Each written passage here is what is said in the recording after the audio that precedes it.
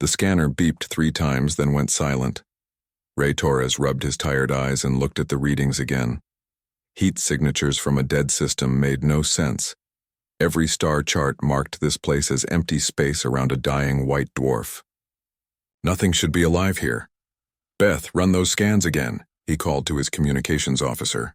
The bridge of the human exploration ship, Perseverance, hummed with quiet efficiency. They were 6 months into a routine survey mission, mapping the outer edge of known space. Finding anything interesting out here would be a miracle. Same readings. Captain? Beth replied, her voice carrying a hint of excitement. Multiple heat sources on the 3rd planet. Big ones. Ray stared at the tactical display. The planet orbited dangerously close to its dying star. Surface temperatures should cook anything living within hours. Yet something down there was generating massive amounts of thermal energy. Could be natural geothermal activity, suggested his science officer, Dr. Mills. Volcanic systems can create unusual signatures. Or it could be something else, Ray said quietly. He had spent 15 years exploring the unknown regions of space. His gut told him this was different. Plot a course for the planet. Let's take a closer look. The journey to the 3rd planet took 6 hours. As they approached, the sensors revealed something impossible. Beneath the planet's scorched surface lay a network of tunnels and chambers that stretched for thousands of kilometers. The thermal readings were off the charts. There's a civilization down there, Beth whispered, staring at her displays. A big one. Ray felt his heart racing. First contact situations were rare and dangerous. His crew was trained for it, but they had never expected to find anyone in this forgotten corner of space. Can we communicate? He asked. Beth worked at her console for several minutes. I'm picking up electromagnetic signals. Looks like they're using basic radio frequencies. Very basic, but I can work with it. Do it. The first attempts at communication failed. The signals from the planet seemed random and chaotic. But Beth was patient. She sent mathematical sequences, prime numbers, and basic universal constants. Hour after hour, she transmitted the same patterns. Finally, something changed. The random signals from the planet became organized. Someone down there was listening and trying to respond. I think they're answering, Beth said, her hands flying over her controls. They're sending back mathematical sequences too. Different ones, but clearly intelligent. Ray made a decision that would change everything. Take us into orbit. If there's someone down there, we need to help them.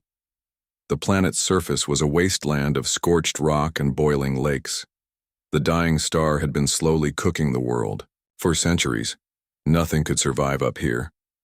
But the scanner showed massive settlements underground protected by layers of rock and metal. How many? Ray asked. Dr. Mills checked his readings twice before answering. At least 3 million life forms, Captain. Maybe more.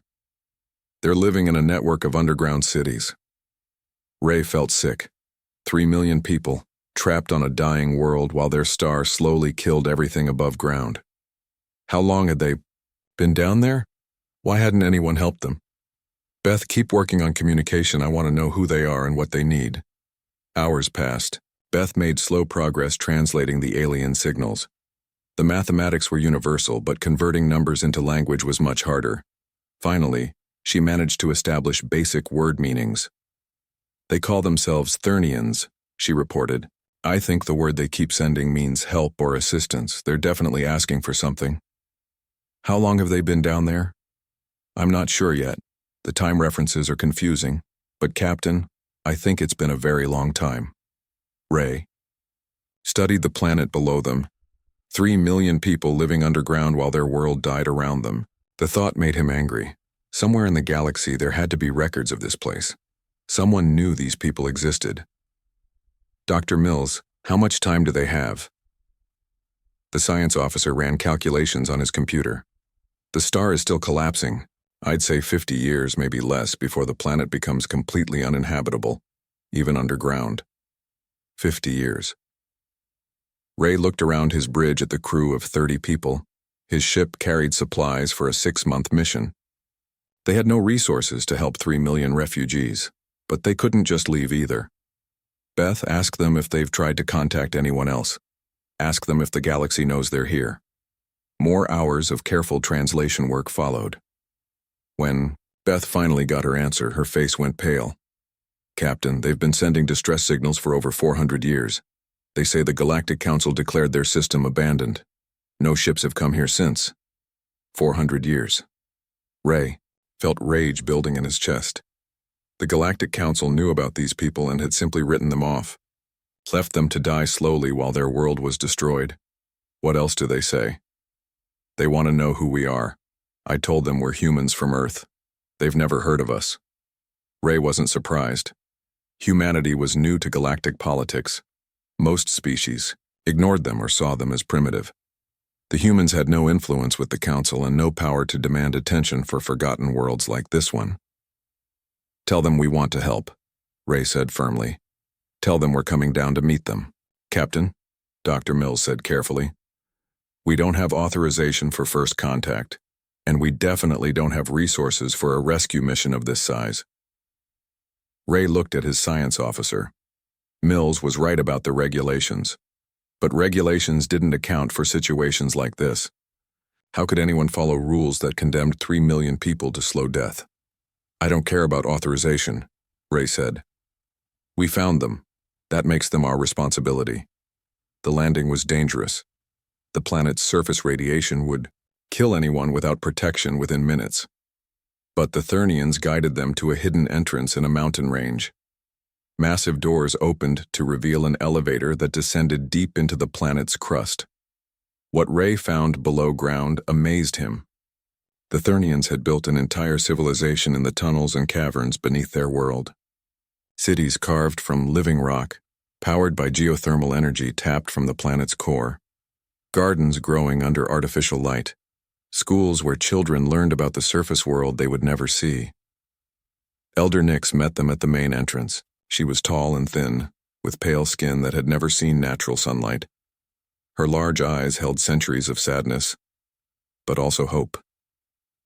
You came, she said in careful, broken English that Beth had taught her over the radio.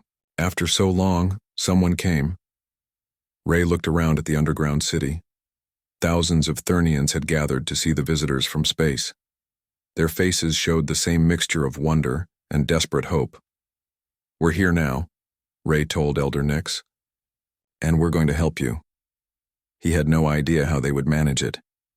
Moving 3 million people off a dying world was impossible with their resources. But as he looked at the faces around him, Ray made a promise that would change the galaxy. We don't leave people behind, he said, ever. The message reached Earth faster than anyone expected. Ray's emergency transmission had been picked up by a merchant vessel, which relayed it to a military patrol, which sent it straight to human colonial command. Within days, every human settlement in known space had heard about the Thernians. Admiral Kate Morrison was in her office reviewing supply reports when the communication came through. She read Ray's message 3 times before the reality sank in. 3 million people trapped on a dying world, abandoned by the galaxy for 4 centuries. The rescue would require every ship humanity possessed, and even then it might not be enough. Get me the Colonial Council, she told her aide. All members. Emergency session. The debate lasted 18 hours. Some council members argued that humanity couldn't afford such a massive operation. Others questioned whether they had the right to interfere in galactic politics. The Thernian system was officially abandoned territory. Helping them might anger the powerful Galactic Council. But there were other voices too. Representative Linda Park spoke for the outer colonies. My grandparents were refugees from the Europa disaster, she said. If another species hadn't helped them, I wouldn't be here today. We have a chance to pay that debt forward. Dr. Emma Rodriguez joined the session from her research station near Jupiter. The Thernians have survived underground for 400 years, she pointed out. They've developed technology we can barely imagine. This isn't just about saving lives. It's about what we can learn from each other. The final vote was close, but clear. Operation Sanctuary was approved with full support from the human colonial fleet. Admiral Morrison was given command of the largest humanitarian mission in human history.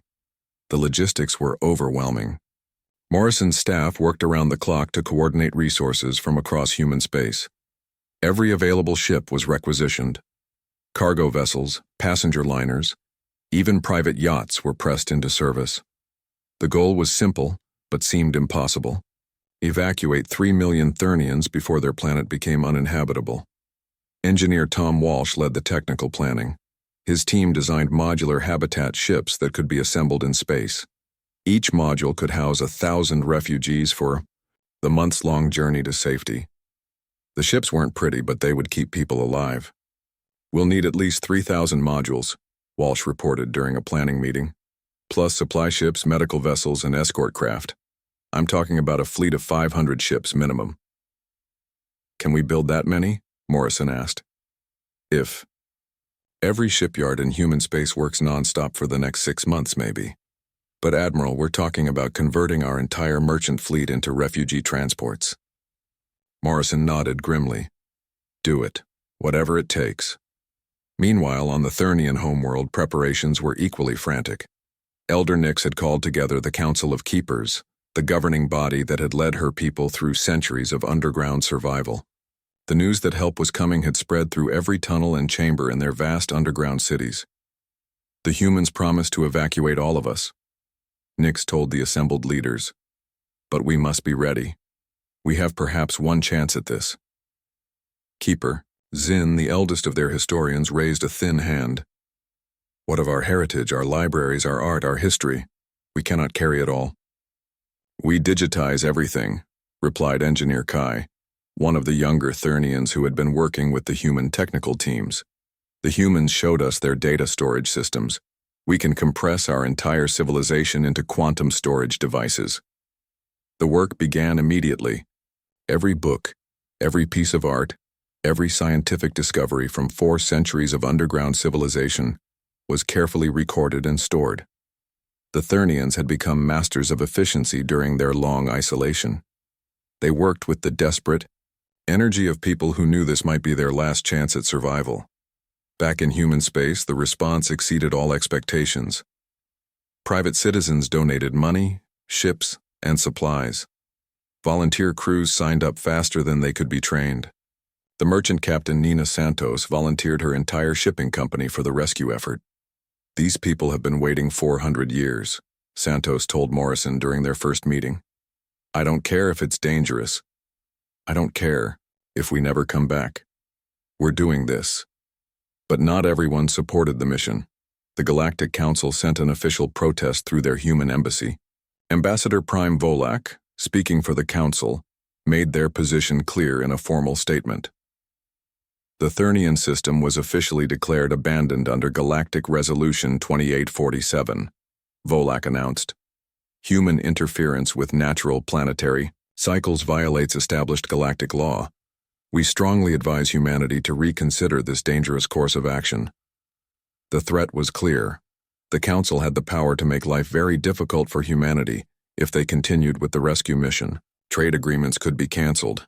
Human colonies could find themselves isolated. Worse, the Council's military fleets could intervene directly. Morrison read the Council's message with growing anger. Natural planetary cycles. As if the death of 3 million people was just a natural disaster to be ignored. Send a reply, she told her communications officer. Tell Ambassador Volak that humanity recognizes no law that condemns innocent people to death. We're proceeding with the rescue as planned. The first human relief ships arrived at the Thernian system 3 months after Ray's initial discovery. The sight of the massive fleet brought tears to Elder Nyx's eyes. Ships of every size and design filled the space around their dying world. The humans had kept their promise. Dr. Rodriguez led the advance team that landed on the planet. Working with Thernian engineers, they began installing the equipment needed for the massive evacuation. Fusion-powered elevators that could lift thousands of people to the surface. Temporary shelters to protect evacuees from radiation. Medical stations to treat anyone who couldn't handle the journey to space. The cultural exchange was remarkable. Human and Thernian scientists worked side by side, sharing knowledge that both species had thought lost forever. The Thernians' geothermal technology was centuries ahead of anything humans had developed. Their closed-loop life support systems were masterpieces of efficiency. In return, Humans shared their knowledge of space travel and stellar navigation. Many Thernians had never seen the stars except in old pictures. The idea that they would soon travel between them seemed like magic, but the most important exchange was simpler than technology. It was hope. "Why are you doing this?" Elder Nix asked Ray during one of their planning sessions. They sat in her private chambers, deep in the heart of the underground city. Around them, the sound of construction echoed through the tunnels as both species worked together. Ray looked at the elderly Thernian leader. Her people had survived impossible odds for 4 centuries, never giving up, never losing their humanity even in the darkest depths of their dying world. "Because someone has to," he said simply. "Because leaving you here isn't an option. Because when we found you, you became our responsibility." Nix was quiet for a long moment. "Your species is very young in galactic terms," she said finally. "Most races learn to calculate the cost of compassion. They learn to abandon those who cannot help themselves." "Maybe we'll learn that too someday," Ray admitted. "But not today. Not with you." The evacuation was scheduled to begin in 2 weeks. Admiral Morrison's fleet was nearly ready. Engineer Walsh's habitat modules were being loaded with supplies and life support equipment. Captain Santos had assembled the largest civilian rescue fleet in human history. But unknown to the humans, the Galactic Council was also preparing. Their enforcement fleets were moving toward Thernian space. Ambassador Volak had decided that humanity's dangerous example needed to be stopped before it spread to other species.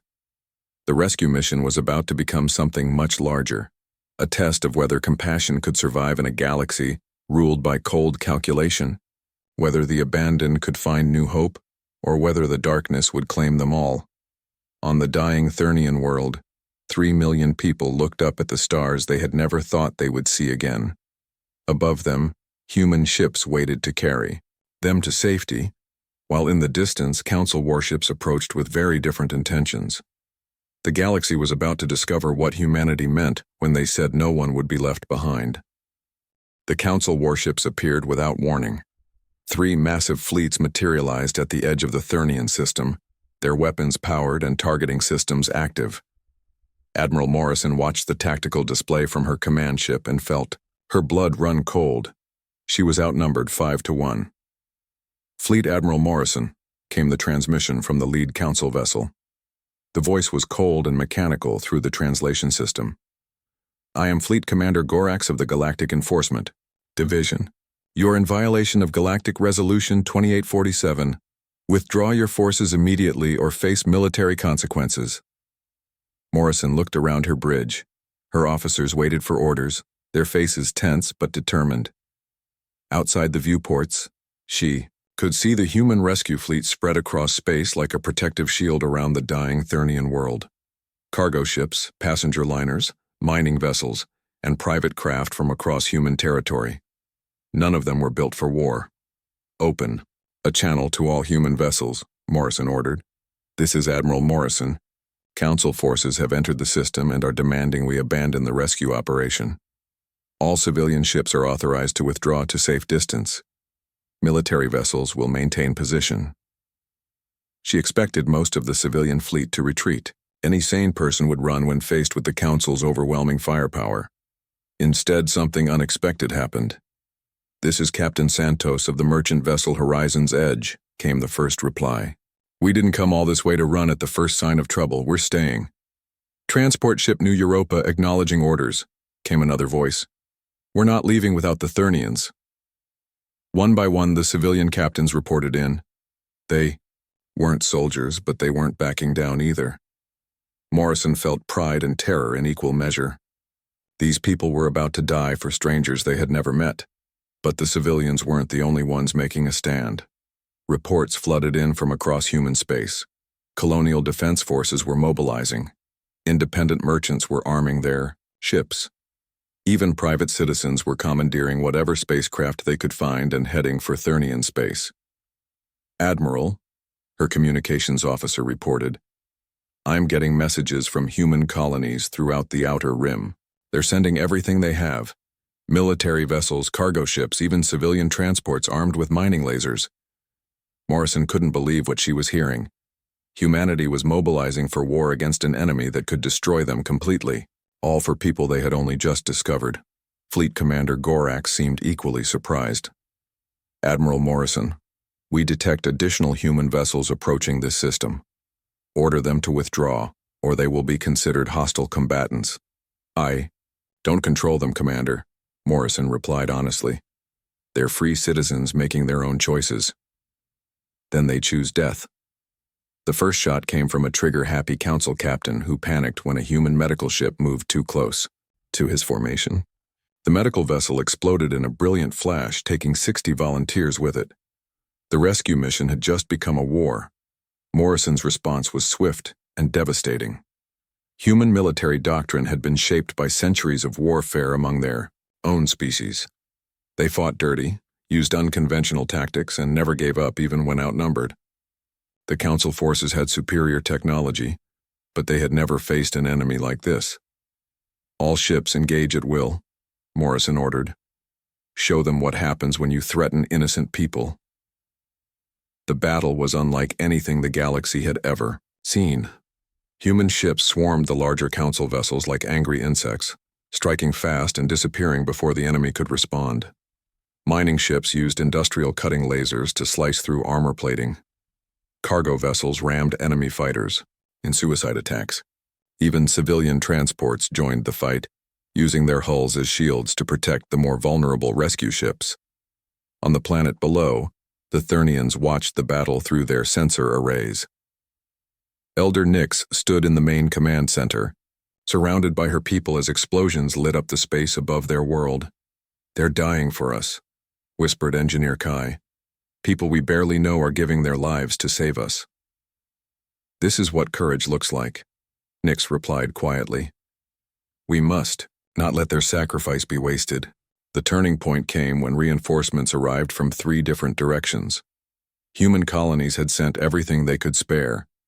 The colonial militia from New Shanghai arrived with converted cargo vessels bristling with improvised weapons. The Europa Defense Fleet brought military-grade frigates that had been hidden in asteroid fields for decades.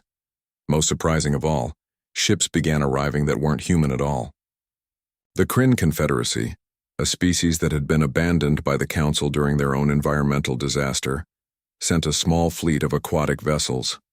The Valdries, crystalline beings whose homeworld was being strip-mined by Council-approved corporations, contributed their advanced shield technology. "This is Captain Deepcurrent of the Kryn vessel Waterbearer," came the alien transmission. "We remember what abandonment feels like. We stand with the humans." Fleet Commander Gorax found himself facing not just a human rebellion, but the beginning of something much larger.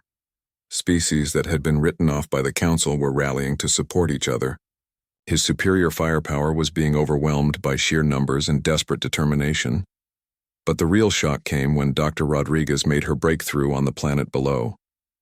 Working with Thernian engineers, she had been studying their geothermal extraction technology. What she discovered would change everything. "Admiral Morrison," came Rodriguez's excited transmission from the surface. "You need to hear this. The Thernians haven't just been surviving down here. They've been innovating. Their geothermal systems are 400 years ahead of anything in the galaxy. We're talking about energy production techniques that could power entire star systems." Morrison understood immediately. The Council hadn't just abandoned the Thernians to die. They had abandoned a scientific treasure trove worth more than entire planets. "Get me a direct channel to Fleet Commander Gorax," she ordered. When the connection opened, Morrison could hear weapons fire and damage alarms in the background. The Council forces were losing badly, and they knew it. "Commander, I'm transmitting." "Scientific data from the Thernian archives," Morrison said. "Take a look at their energy production research. Tell me that's not worth saving." There was a long pause as Gorax reviewed the information. When he spoke again, his voice was different, less certain. "Where did they develop this technology?" 400 years of underground survival," Morrison replied. 400 years of innovation while your Council wrote them off as worthless. How many other species have you abandoned? How much knowledge has been lost because you decided they weren't worth saving?" The fighting continued, but something had changed. Morrison could see it in the way the Council forces engaged. They were no longer fighting to destroy the rescue mission. They were fighting to save face while looking for a way out. The end came suddenly. Fleet Commander Gorax's flagship suffered critical damage when a swarm of human fighters overwhelmed its defenses. As the massive ship began to break apart, Morrison made a decision that surprised everyone. All ships, rescue operations on the Council flagship, she ordered. Save everyone you can. Human rescue ships raced to evacuate the survivors from Gorax's vessel, including the commander himself. It was a gesture that the galaxy would remember for centuries. In the middle of a desperate battle, humans had stopped fighting to save their enemies. When Gorax was brought aboard Morrison's ship, he was a broken man. His fleet was scattered, his mission had failed, and he had just been saved by the people he had come to destroy. Why? He asked Morrison as medical staff treated his injuries. We came here to stop you. Why save us? Morrison looked at the alien, commander who had tried to condemn 3 million innocent people to death. Because that's what we do, she said simply. We don't leave people behind. Any people. News of the battle spread across the galaxy faster than anyone expected. The Council's defeat at Thernian hands became a symbol of something larger. Species that had been ignored, exploited, or abandoned began to hope that maybe they weren't alone after all. The rescue operation resumed with renewed urgency. Human ships began evacuating Thernians by the thousands, carrying them to safety while their world died behind them. But more than refugees were being rescued. An idea was being born that would reshape the galaxy. The idea that every life had value, regardless of its economic utility. That compassion was not a weakness but a strength. That sometimes the most powerful force in the universe was simply refusing to let others face the darkness alone. The Council would never recover from what happened at the Thernian system. But something new was beginning. Something that would give hope to the forgotten and abandoned across the galaxy. The humans had kept their promise, and in doing so, they had started a revolution. The message arrived at Human Colony New Geneva 3 weeks after the Battle of Thernian space. Governor Lisa Chen was reviewing refugee settlement reports when her communications officer burst into the meeting room, his face pale with excitement. "Governor, you need to see this," he said, activating the holographic display. "It's from the Kryn homeworld. They're asking for help." The transmission was in broken galactic standard, translated from the aquatic Kryn language. But the desperation in the message was clear. The Kryn Confederacy was dying. Their ocean world was being slowly poisoned by industrial runoff from Council-approved mining operations. Their people were beginning to show signs of genetic damage from the contamination. "We heard what humans did for the Thernians," the message continued. "We remember what hope feels like. Please, we are drowning in our own world." Chen looked around the conference table at her advisors. The Thernian refugees were still arriving daily, straining every resource the human colonies possessed. They barely had enough ships and supplies for one massive rescue operation. How could they possibly help another dying civilization? "Ma'am," her military advisor spoke up. "We're already stretched beyond capacity. The Kryn homeworld is 3 months away through hostile space. We don't have the resources." "We don't have the resources not to help them," Chen replied firmly. "If we turn our backs on the Kryn, how are we any different from the Council?" The decision was made quickly. Human ships were already organized and equipped for refugee operations. Captain Santos, whose merchant fleet had fought so bravely at Thernian space, volunteered to lead the Kryn rescue mission.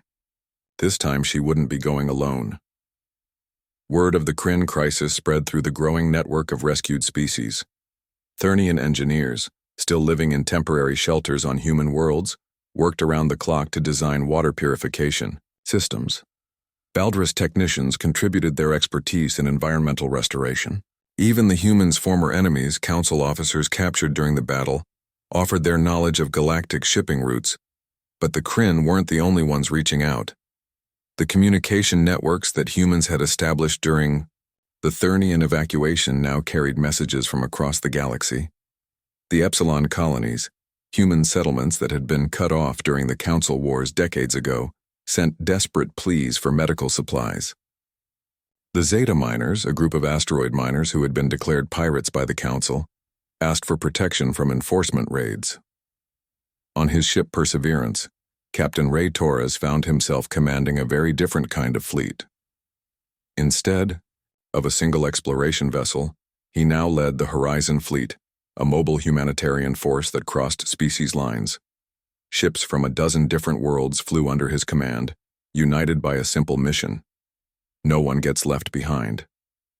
Captain, his communications officer Beth reported during a routine patrol, "We're receiving a distress signal from the Rigel system. It's coming from a species I've never heard of before. They call themselves the Antari." Ray studied the star charts. The Rigel system was deep in Council space, heavily patrolled and officially off-limits to human ships. Going there would be extremely dangerous, but the distress signal was clear. Another species was in trouble. "Set course for Rigel," Ray ordered. "Let's go see what we can do." What they found in the Rigel system was heartbreaking. The Antari had been a proud spacefaring species until their homeworld was devastated by a plague engineered by their enemies. The survivors had fled to a small moon, where they had been living in quarantine for 50 years. The Council had declared them a biological hazard and forbidden anyone from making contact. The Antari were dying slowly, not from disease but from despair. Their population had dropped to less than 10,000. Most of their children were born with genetic defects caused by radiation exposure on their poisoned homeworld. They had given up hope of ever seeing the stars again. Working with Dr. Rodriguez, who had become humanity's leading expert on alien biology, Ray's team discovered something remarkable. The plague that had devastated the Antari homeworld was not natural. It had been created as a biological weapon by the Council's predecessor government, designed to eliminate species that refused to submit to galactic authority. "They're not carriers," Rodriguez reported from her mobile laboratory. "They're victims." The quarantine was never about protecting other species. It was about hiding evidence of genocide.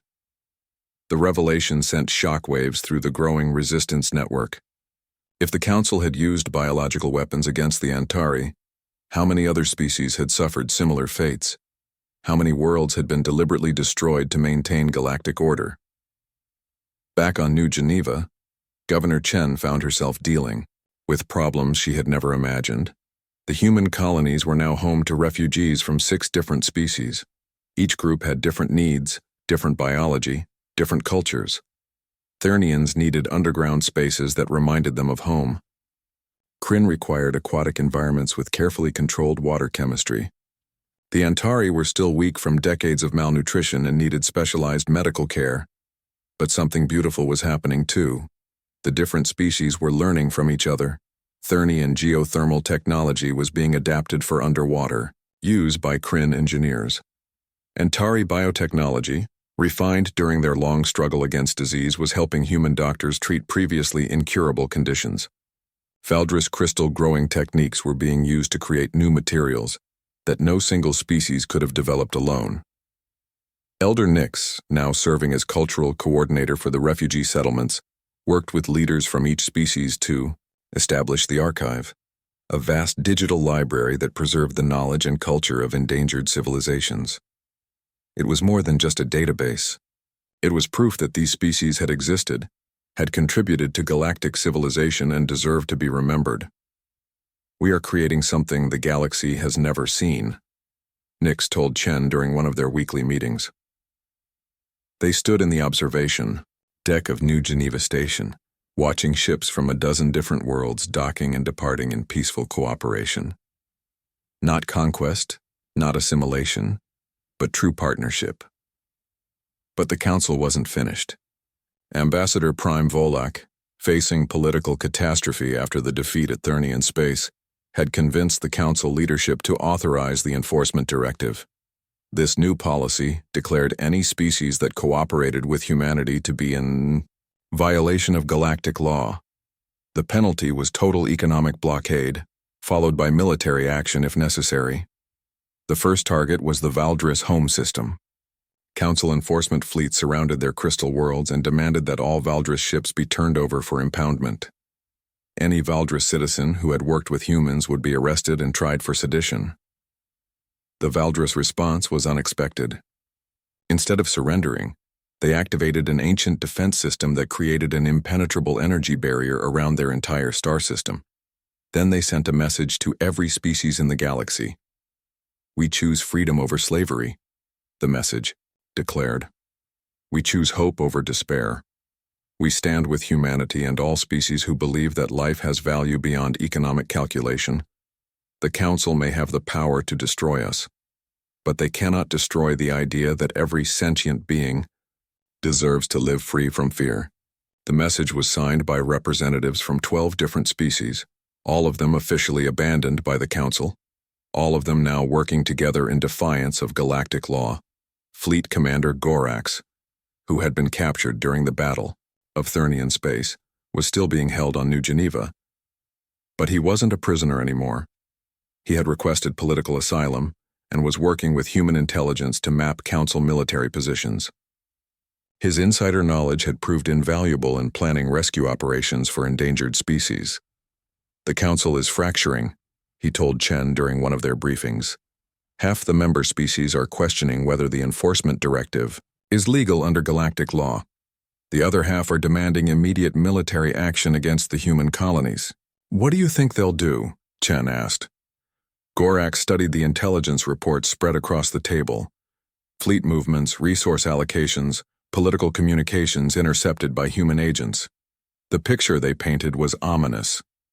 "They'll come for you," he said quietly. "All of you. They can't allow this rebellion to spread any further. If other species see that the Council can be defied successfully, the entire galactic order will collapse." Chen nodded grimly. She had expected this. The rescue operations were never just about saving refugees. They were about challenging the fundamental assumption that some lives mattered more than others. That challenge would have to be answered, one way or another. "How long do we have?" she asked. "Months, maybe less. They're assembling the largest military force in galactic history. When they move, it won't just be to stop the rescue operations. They'll be coming to make an example that will keep every species in line for the next 1,000 years." Outside the station windows, Chen could see the mixed fleet of ships that now defended human space. Thernian vessels with their distinctive underground-adapted designs flew alongside Kryn waterships and angular Valdris crystal cruisers. Human cargo haulers had been converted into mobile hospitals and supply ships. It was the most diverse fleet in galactic history, united by a simple principle that the Council found terrifying. Every life had value. The network was growing daily. Engineer Tom Walsh, working from his base on Europa Station, coordinated the construction of new habitat modules designed for multi-species occupancy. His teams had learned to build ships that could support aquatic Kryn, subterranean Thernians, and radiation-sensitive Antari all in the same vessel. The technical challenges were enormous, but they were being solved through cooperation that crossed species lines. Captain Nina Santos had become something of a legend among the rescued species. Her merchant fleet had evolved into a rapid response force that could reach endangered populations faster than any military unit. When the Zephyrian colonies sent a desperate plea for evacuation before their sun went supernova, Santos was there within days. When the Council tried to arrest the entire population of the Kepler mining station for harboring galactic fugitives, Santos arrived with a rescue fleet that spirited away 12,000 people before the enforcement ships could react. But perhaps the most important development was happening in places the Council couldn't see. Deep space stations where different species worked together on projects that would have been impossible alone. Research facilities where Thernian geology, Kryn biochemistry, and human engineering were creating revolutionary new technologies. Schools where children from a dozen different worlds learned together, building friendships that would reshape the galaxy. Dr. Rodriguez, now based on the mobile research platform Endeavor, made discoveries that challenged everything the galaxy thought it knew about species interaction. Working with refugees from 8 different civilizations, her team identified genetic markers that suggested all sentient species in the galaxy shared common ancestors. The implications were staggering. If all intelligent life came from the same source, then the Council's hierarchy based on evolutionary advancement was not just wrong but absurd. We're not different species competing for resources, Rodriguez explained to a gathering of refugee leaders. We're scattered branches of the same tree, trying to find our way home to each other. The philosophical implications were as important as the scientific ones. If all sentient life was truly connected, then abandoning one species diminished all the others. The Council's cold calculation wasn't just cruel, it was self-destructive. But time was running out. Intelligence reports from Gorax and other defectors painted a clear picture. The Council was mobilizing for total war, not just against humanity, but against every species that had dared to join the growing resistance. The final battle would determine whether compassion or calculation would guide galactic civilization for the next millennium. In the temporary Thernian settlement on New Geneva, Elder Nyx worked late into the night on the archive project. Around her holographic displays showed the cultural treasures of a dozen dying civilizations: art, music, literature, scientific discoveries, philosophical insights that would have been lost forever if not for the human rescue missions. Her assistant, a young Kryn named Tidewalker, surfaced from his work pool to report the day's progress. The Antari memory crystals are finally stabilized, he said in his species' melodic language. Their entire historical record is now secure. Nyx nodded, but her thoughts were elsewhere. Through the station's windows, she could see the defensive fleets gathering in preparation for the coming war. So much beauty had been saved, but how much more would be lost in the fighting ahead? Tidewalker, she said quietly, do you think we were right to accept the humans' help? So much death and suffering could have been avoided if we had simply accepted our fate. The young Kryn was silent for a long moment, considering the question with the careful deliberation his species was known for. Elder Nyx, he said finally, my people have a saying, the ocean that does not move becomes a swamp. The galaxy was becoming stagnant under the Council's rule. The humans brought movement, change, hope. Without them, we would all have died eventually, alone and forgotten. Nyx smiled at the young alien who had become like a son to her during their months of working together. Different species, different worlds, different evolutionary paths, but the same desire to live, to grow, to contribute something meaningful to the universe. You're right, she said. Whatever happens in the coming war, we've proven that cooperation is possible. That love can cross species lines, that the galaxy is big enough for all of us. Outside their window, a human patrol ship docked alongside a Valdris crystal cruiser. The crews would share information, supplies, and probably stories about their distant homeworlds. It was a small moment of connection in a vast galaxy, but it represented something revolutionary, the idea that no one had to face the darkness alone.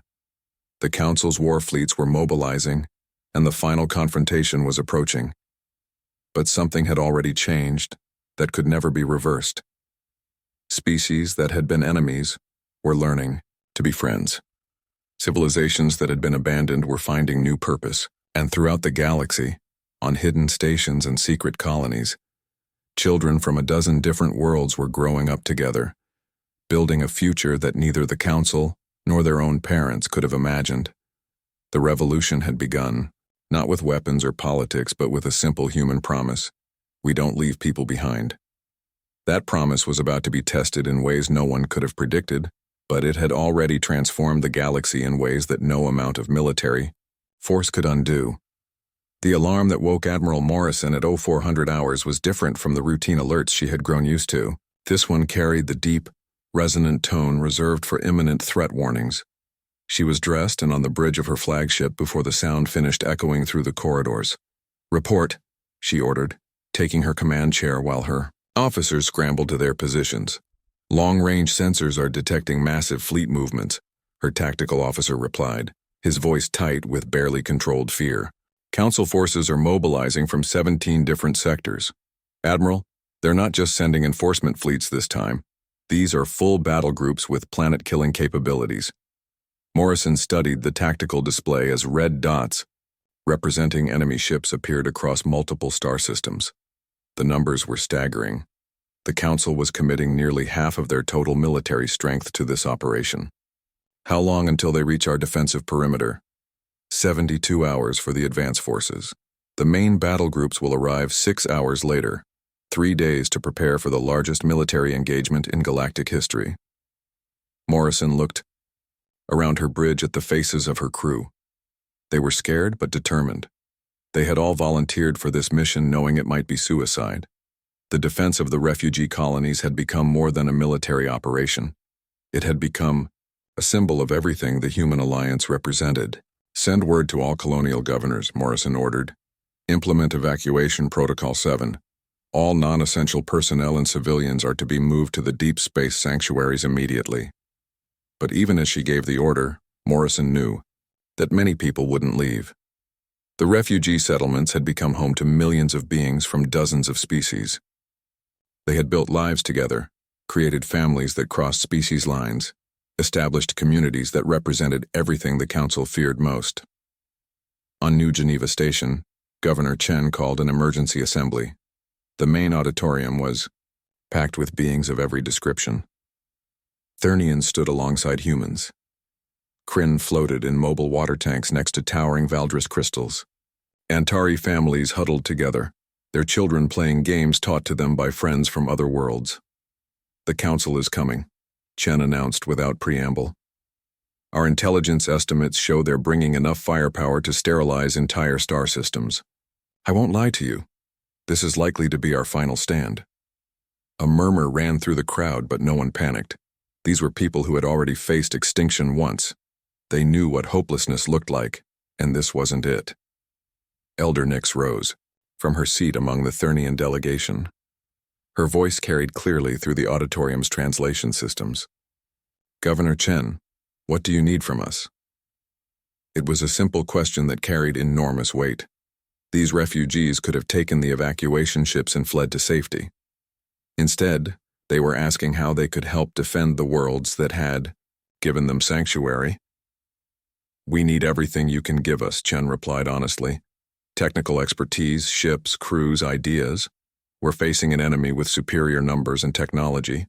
Our only advantage is that we're fighting for something they've forgotten how to understand." The response was immediate and overwhelming.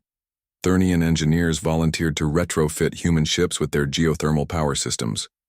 Kryn biotechnicians offered to develop new medical treatments for the wounded. Valdris crystal workers began growing components for shield generators that could protect entire planets. Most importantly, the different species began sharing military knowledge that had been developed during their own desperate struggles for survival. The Antari had perfected biological warfare defenses during their plague years. The Zephyrians had developed hit-and-run tactics while fleeing their dying sun. The Kryn had created underwater combat techniques that worked perfectly in zero gravity. Captain Ray Torres found himself commanding a fleet unlike anything the galaxy had ever seen. The Horizon fleet had grown to over 3,000 vessels, representing 42 different species and every type of spacecraft imaginable. Converted cargo ships flew alongside purpose-built warships. Research vessels had been armed with experimental weapons. Even civilian transports carried enough firepower to take on Council cruisers. "Captain," Beth reported from her communications station, "we're receiving tactical data from resistance cells throughout Council space. It looks like the uprising is spreading faster than anyone expected." The intelligence was remarkable. Species that had remained neutral were openly defying Council authority. Entire sectors were declaring independence. The Council's own member species were questioning whether they wanted to be part of a government that used planet killers against refugee colonies. But the most surprising development came from an unexpected source. Fleet Commander Gorax, the former Council officer who had led the first attack on Thernian space, requested a meeting with Admiral Morrison. They met in the observation lounge of Morrison's flagship, looking out at the mixed fleet that prepared for battle. Gorax had changed during his months among the human colonies. His rigid military bearing had softened. He spoke with genuine emotion instead of cold duty. "Admiral," he said, "I have a proposal that could change everything. The Council fleet advancing on your position includes my former command staff, officers who served under me for decades. Many of them have been questioning orders since the Thernian incident." Morrison studied the alien officer who had become an unlikely ally. What are you suggesting? Let me contact my old fleet, not as a defector, but as someone who has seen what you're building here. Give them a chance to surrender, before the shooting starts.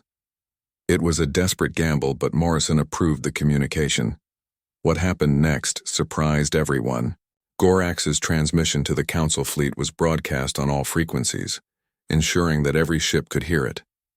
He spoke not as a traitor, but as a soldier who had discovered something worth fighting for.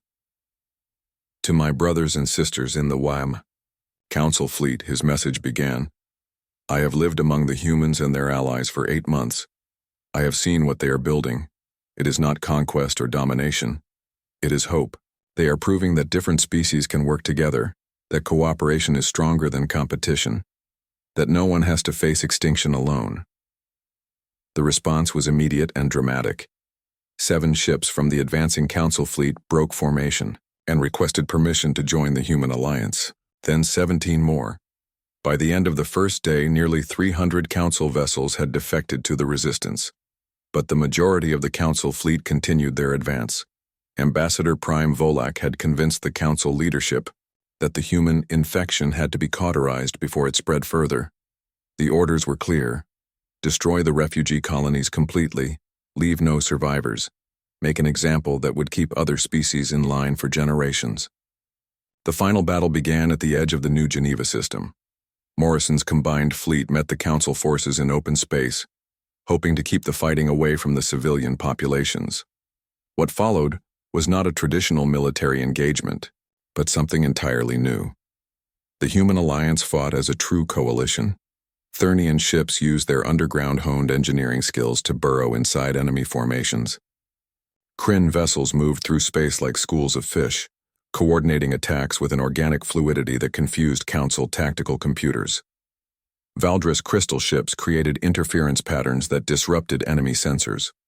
Most importantly, the Alliance ships were crewed by mixed-species teams who had trained together, lived together, and learned to trust each other completely.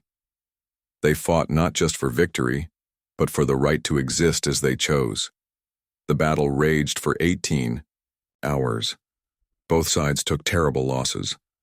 But slowly, inevitably, the Alliance began to gain the upper hand, not through superior firepower, but through superior coordination and unshakable determination. The turning point came when Ambassador Prime Volak's flagship was disabled by a concentrated attack from Antari bioships. As the massive vessel lost power and began to drift, rescue ships from both sides moved to evacuate the survivors. But it was a human medical frigate that reached Volak first. The sight of human doctors treating wounded Council officers, providing the same care they would give their own people, was broadcast throughout the fleet. It was a simple act of compassion that spoke louder than any weapon. Fleet after fleet began surrendering, not because they were defeated, but because they no longer believed in what they were fighting for. The Council's own soldiers couldn't reconcile their orders to commit genocide with the evidence of their own eyes. When the fighting finally ended, the galaxy looked very different. The Galactic Council had effectively ceased to exist as a governing body. In its place, something new was emerging. Not a replacement hierarchy, but a genuine confederation of species working together as equals. Admiral Morrison stood in the observation deck of New Sanctuary Station, the massive space facility that had become the symbol of the new galactic order. Through the viewport, she could see ships from dozens of species docking in perfect harmony, former enemies working together, refugees who had become citizens, children who would grow up knowing that the galaxy was big enough for everyone. Elder Nix joined her at the viewport, her ancient eyes bright with wonder. "When your Captain Torres first found us in those tunnels," she said, "I asked him why humans would risk everything for strangers. Do you remember what he said?" Morrison nodded. "Because they weren't strangers. They were neighbors we just hadn't met yet." "The galaxy is full of neighbors," Nix observed. "We just needed someone to make the introductions." Outside the station, a human patrol ship docked alongside vessels from 17 other species. Their crews would share information, supplies, stories, and dreams. It was a small moment in a vast galaxy, but it represented something revolutionary. No one had to face the darkness alone anymore. The war for the galaxy's soul was over, but the real work was just beginning. Building a civilization based on cooperation instead of competition. Proving that diversity was strength, not weakness. Showing that compassion was not naive idealism but practical wisdom. It wouldn't be easy. There would be setbacks, conflicts, and challenges that no one could anticipate. But for the first time in galactic history, every species had a voice. Every life had value. Every dream had a chance to become reality. In the end, humanity had kept their promise in ways they never could have imagined. They had refused to let the Thernians face extinction alone.